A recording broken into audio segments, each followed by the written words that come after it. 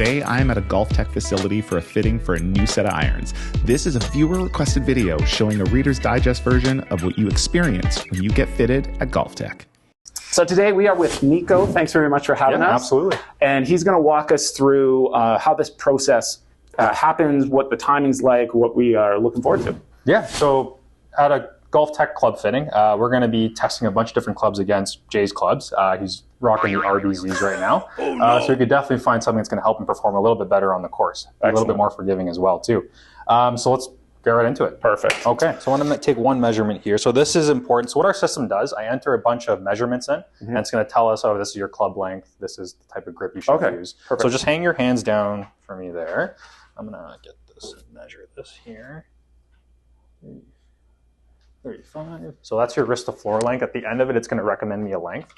Normally, guys, your height, you're pretty much standard length, right? Next is our hand measurement.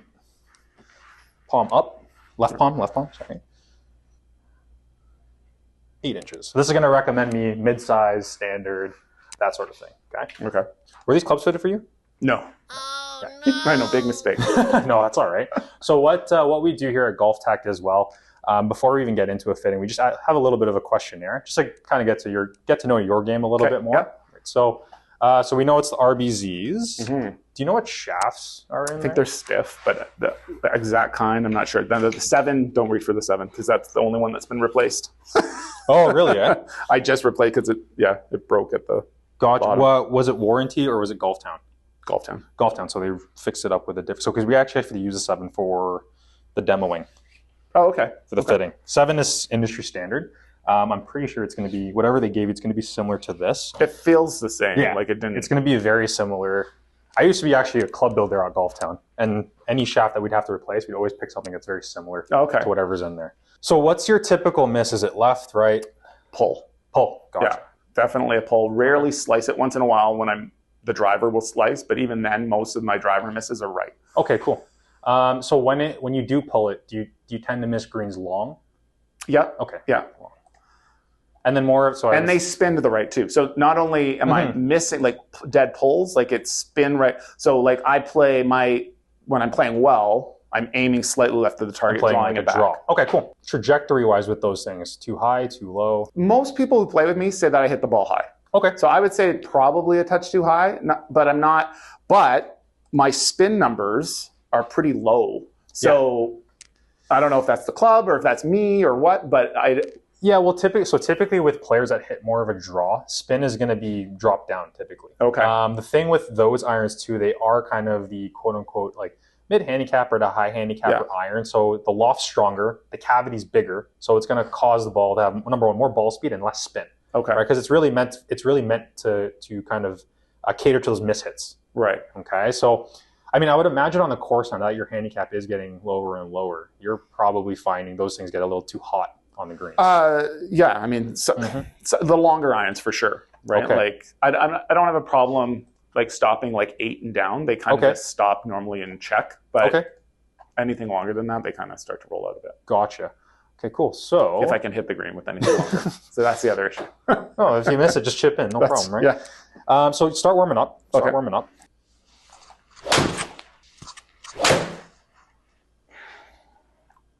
So that's typically what you're going to see?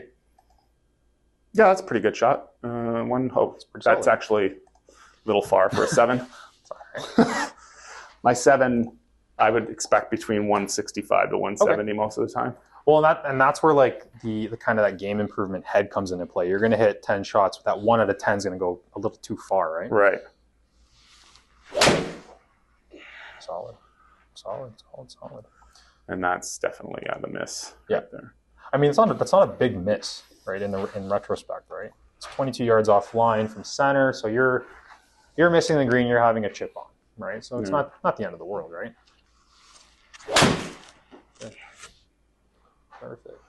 Is that center line? Yeah, that's center line. Okay, yeah. so I keep missing the right too. Yeah. Yeah, even those ones are going long. So if you look at the screen there, this is actually good. So in a club fitting, we measure a bunch of different things. So the main things that we measure is ball speed, backspin, launch angle. Offline is essentially dispersion, okay? And then descent angle is how the golf ball lands, okay?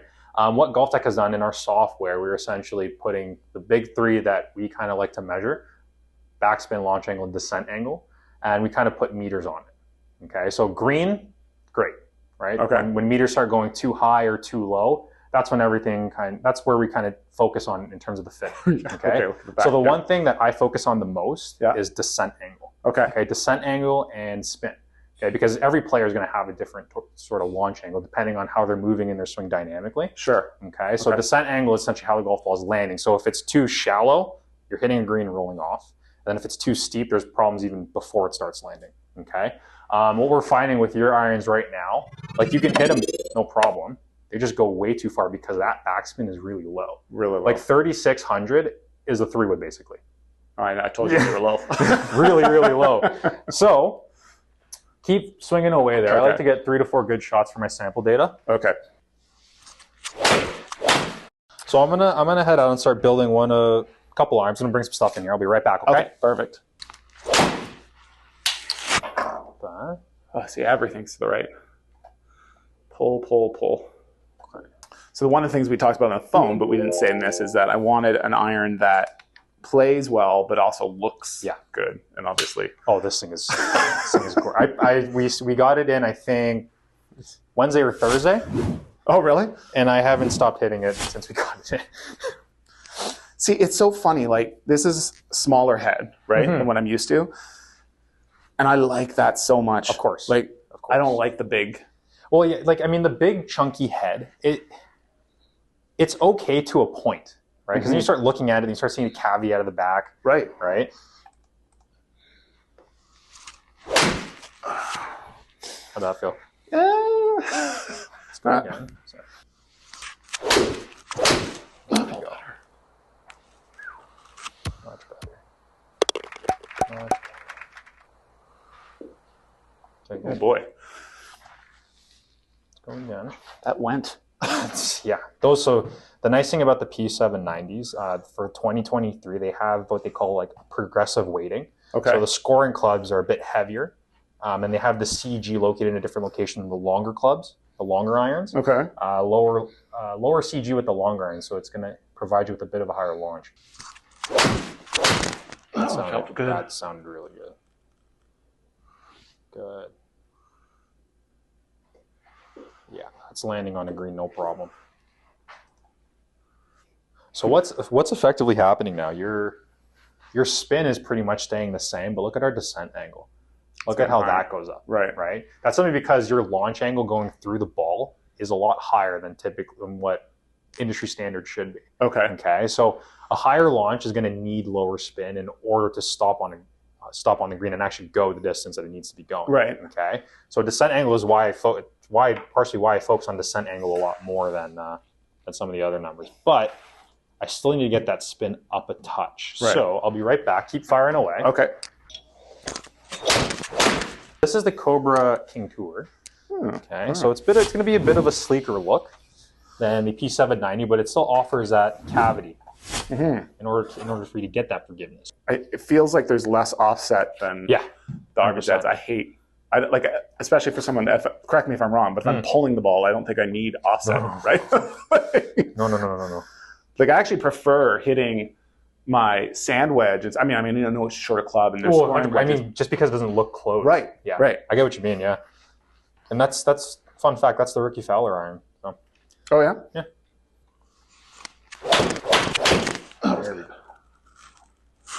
There we go. Now we're getting that spin up. So we're getting it to 3.9 now. We're in hybrid numbers now. I like that head on you though, just because number one, when you put it down, you like the look of it, and because it is a weaker lofted iron, more not it's not incongruent with the modern irons now, where the 7 irons basically 6. Bad though. I make good swings with it. It's all right. Here, pass that over. I'm gonna put a touch heavier shaft in it. Okay. Just in an attempt to keep the flight bit down. Back. Nice. There we go. How'd that feel? Good. There we go. I mean, look at the numbers. Look at your spin now. Okay, 45. 4-4. 45. Yeah. Now we're in some iron numbers. All right. So having that spin on the ball like that is actually going to be more controllable when you're on the course. Okay. And the fact that your descent angle becomes a little bit higher, but still in the green, is still within our acceptable range of you getting on the green and stopping it. Right. Okay. Like even with that toe strike, spin was still kept up over 4,000. Okay. Right, because typically with the toe strikes with your irons or even the P790, spin's just going to get dropped like crazy. Okay. That's sounding good. How'd that feel? It was not heavy. It felt pretty good. That was really good. Yeah. So, and that's the other thing that, like, when I don't top the ball ever, but I will chunk, right? Like I'll hit it heavy. And the other thing that's very strange is I rarely take divots. Like if I miss and chunk it behind. Gotcha. But like, and I've always kind of wondered why. And I don't know if it's because I am lead hand dominant, so I don't have, like my left hand's not pushing down. I mean, there are other things that your body could be doing dynamically through the shot to give you that shallow angle of attack, right? It's not just being a backhanded player. Okay, that's good to know. A little bit more to it. But it's not bad to be shallow, right? Okay. Shallow is good. I mean, if you look at a guy like Steve Stricker, for example, who's one of my favorite golfers, the guy basically picks the ball clean. Right, and so did Tiger when he was in his best, right? Yeah, especially when he was explaining that whole bit to Scheffler. See that little clip? Yeah, that was hilarious. That was funny. So this is P770. Okay. So that is the weaker lofted version of the P790. It has a bit of a smaller head profile as well. Now, does that have more offset, or is that just me? Yeah, the P7 series is going to have a touch more offset than the King Tour. The P770 should have a touch less, but coming from the King Tour, it's definitely going to be more offset. Spin's getting up there, and the descent angle is still kind of kept in check, which is nice. Yeah, clip that one clean. That was good. Just way to the right. That's all right. And again, that I can negate with lie angle. So that like I'm doing first shaft, right, and then lie angle. Okay, so P790 I know is not in the running. That P770 does have a chance. So we're going to throw you in the I230. Yeah, nice. It's a pretty looking club, that's for sure. So gorgeous. They just look really good down by the ball too. When you're playing, you're a little off, and you're looking at your bag, and you hate everything. Like you hate the way you're playing it. I know here exactly it's like what you're talking about. Like a, It's like, oh, nice. Surprisingly not that far to the right. 3.6 here. Pass that over to me. Wow. That felt really nice though. Yeah, I know. That was really good. Gotta try. This is the same head, different... Same thing, different shaft. Okay. Bit heavier. There we go. Yeah, that one should go. I'm surprised that did not go left, actually. There we go. That felt like I lost that one to the left. That was pretty solid, actually. But a bit of a heavier shaft in there. That sounded good. Mm-hmm. Sounded real good. Spot 4-1. Yeah, you're holding a green, no problem with those. No problem. How do you like the feel of so out of everything that we've hit so far? So I would say they feel wise. I think all of them feel very similar. Yeah. Okay. Cool. Just the numbers will tell us at the end. Yeah. Like one that hasn't jumped off me where it's like, oh, that feels so much better. Yeah. It's just they're all good. Yeah. 100%. It is. So that's the 9234. Man, that looks good too, doesn't it? With forged, like this one's forged, but. Like, what does that mean exactly in terms of, like, I would always think of forged as being like more of a blade. Yeah. So forged is essentially one block of steel. Okay. You're creating the iron from that. Okay. Cast, which is your rocket balls. Is right. Think of Lego. One piece here, one piece there. Put it together. Okay. Forge is made out of one. Okay. One so even though it has this funky design on the back, that's still from one block of steel. So I would never have guessed that from looking at this one, though, right? Yeah. Well, what companies are doing now, it's like forged face, cast body, right? Right. Because of technology now, they're just able to kind of combine the best of both worlds. That one felt really good. That was a good swing. Yeah, problem is dropping spin again. I want to kind of switch back to the I230. Okay. I'm just going to put a bit of a different shaft in it. Sounds good. Next, we rehit some of the heads we've already been swinging, but we switched out some of the shafts. So it's like so far the best of the bunch. I'm liking the P770. Oh yeah, numbers wise, because it's allowing you to keep it in control, add a little bit more spin, while keeping that ball speed up. Good. Oops. How'd that one feel? Good. And so compared to the Cobra, what stands out better? That's going to offer a bit more forgiveness. This one than the Cobra. Yeah. Okay. Because the thing is, when you get into the longer irons, because you did tell me you struggle with the longer irons, these guys get a little too bladey. Okay. Right, and then forgiveness becomes a factor when it comes to that. Right? I see.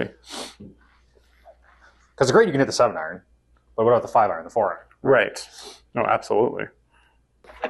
So the beautiful thing with TaylorMade and why I love their fitting cart so much, it's because they have sleeves for all their irons. So I can make it a degree weaker, a degree stronger. So what would you, like, if you could put a number based on my descent angle and things like that, what would you want the backspin ideally to be for the 7? In a perfect world? Yeah. 5,500. Okay. Now, is that standard for everyone, or is that considering the descent angle? For you, where it is at 44, that's pretty good considering your descent angle. Okay. Because you do launch the ball higher, you need a touch lower spin to keep it in control. So I'm going to tweak the loft on the P770. So what I do when I finally find an iron that works, I use the other 2 boxes to essentially, okay, here's loft, and then the next one would be lie angle. Like I'd replace the ping with the P770 head again, and then we'd fit you for lie angle, right? So for you specifically, I'd put you in something flatter to fight that right miss. Okay. And because like when you do hit it well, you do have a push draw that goes back on center. I wouldn't go like 3 degrees flat or anything. Right? Okay. Be too aggressive. So the loft here is a degree stronger. Okay. How do you like the look of the P770? Oh, to me, what's not to like? Okay. I just gotta make sure. It actually, I may like it more than the ping, to be honest. I mean, no. It looks, well, look at. I know. I like that little silver like running off the toe. Yeah. Yeah. I like everything about it. One thing I wish, and I know why they don't, but I really wish manufacturers would put the loft on. I know.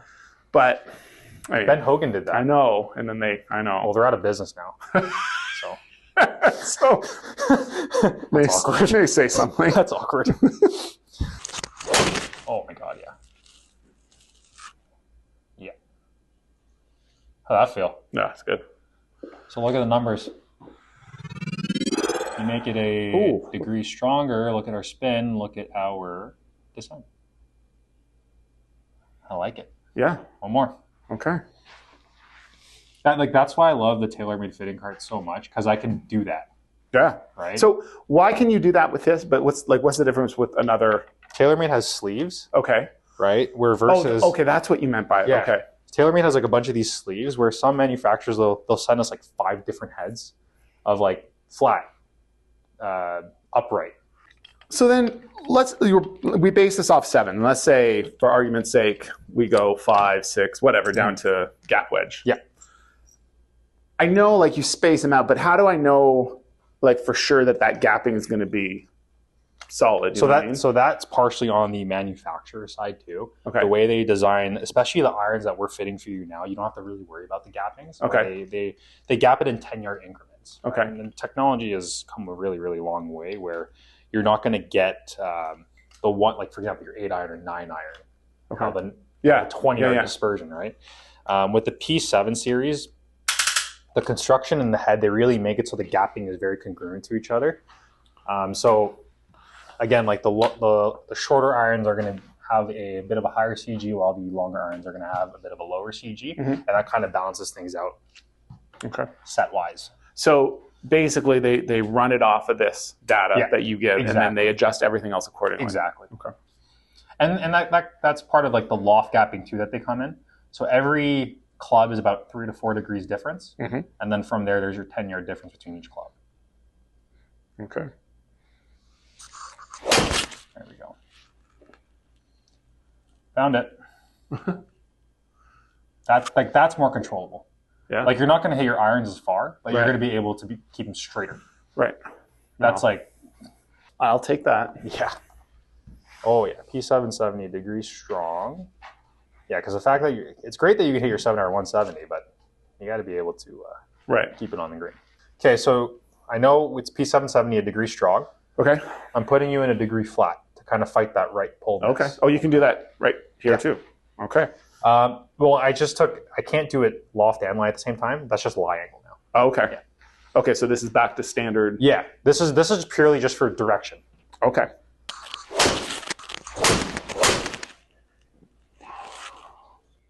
Yeah. Come on back. Degree flat, degree strong. All day long. All day long. That felt amazing, that one. Look, you stayed left of the line and it drew still. Okay, so now we know. Degree flat, degree strong. Okay. So after an hour and 15 minutes exploring a variety of irons, shafts, and lie angles, we arrived at a winner. The TaylorMade P770s adjusted for a degree flat and a degree strong. The last step was to select a mid-size grip, decide on the exact iron combination I'd be ordering, and then see if I could stomach the total. I elected to stick with stock mid-size grips to start. The irons were more expensive than I originally had hoped for, but I couldn't resist and pulled the trigger. A few weeks later, I was unwrapping my beautiful new sticks. My first round out with the P770s was a 78, only my 10th ever round in the 70s. Needless to say, I'm pretty happy. They look so good. I know. And that is a club fitting. That's awesome. Well, thank you very much. You. That was awesome.